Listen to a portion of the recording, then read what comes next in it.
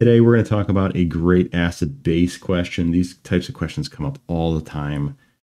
So let's get right into it. First things first, always start with the question part, because sometimes you can answer the question with just the last sentence. If we zoom in here, what is the most likely acid-base disturbance in this patient? Okay, so we know it's an acid-base question right away. I also told you it was an acid-base question, but that's cheating.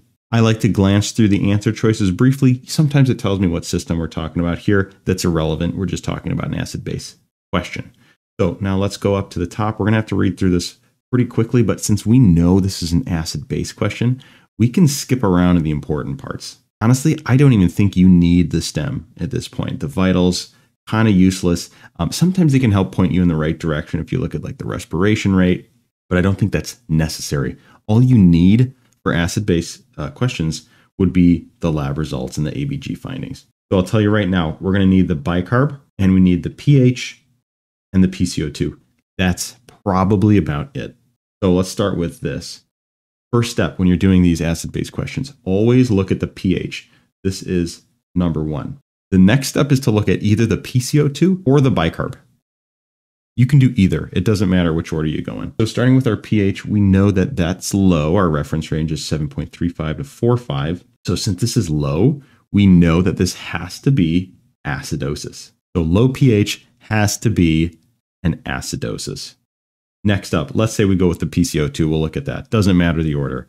26, we are low as well. You always need to think, what is my PCO2? So CO2 is essentially equivalent to, think about it, acid or base. Based on our Henderson-Hasselbalch equation, we know that PCO2 is acid.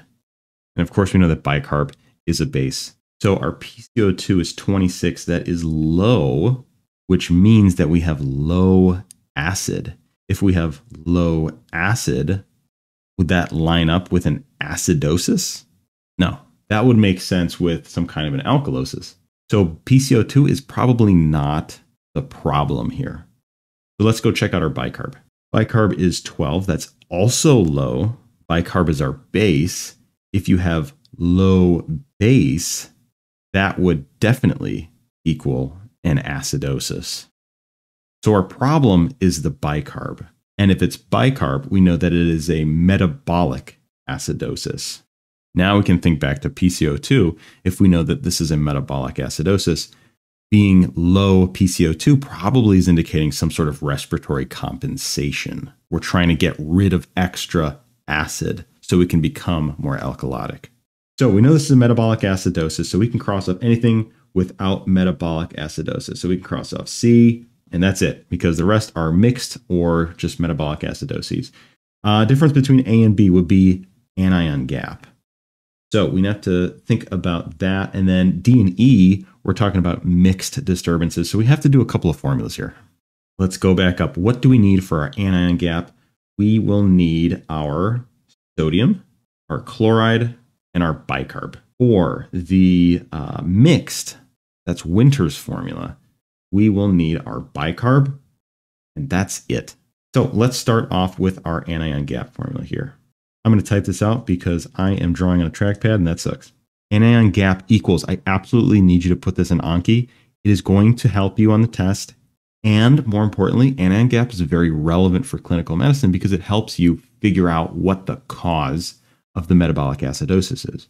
So anion gap is the attenuated version, sodium minus the quantity of chloride and bicarb. So in other words, it's your cations minus your anions. We don't include potassium in this. You can, I've seen formulas with that, but potassium is really negligible in comparison to how much sodium you have. And I'll show you what that means here. Sodium, we have 138 milliequivalents. Potassium, we have 4.9. It's pretty negligible. So let's do the math. Our anion gap is 138 minus 95 plus 12. That equals 21. I'll fact check myself because I'm on camera here.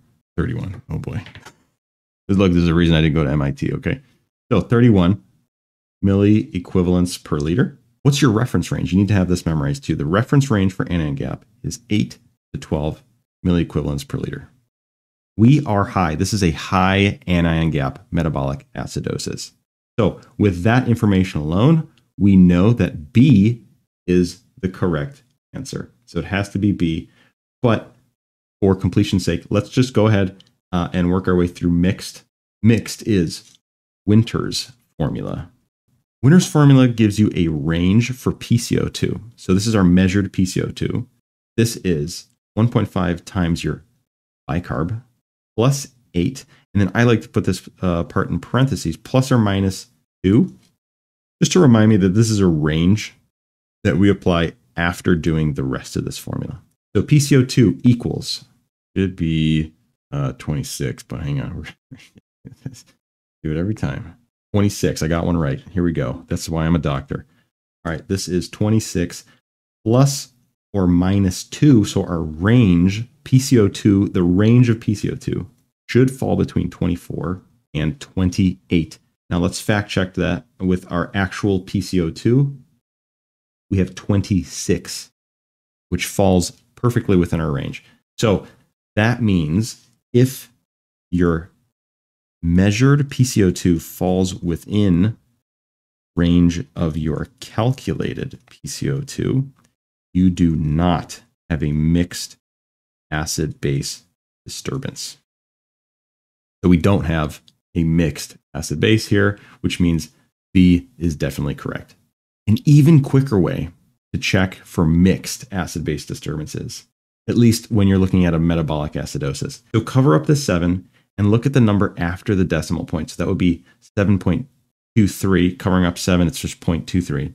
Your PCO2 should be about 23, which it is. It's 26, so pretty close. That's a really quick way of doing Winter's formula for metabolic acidoses.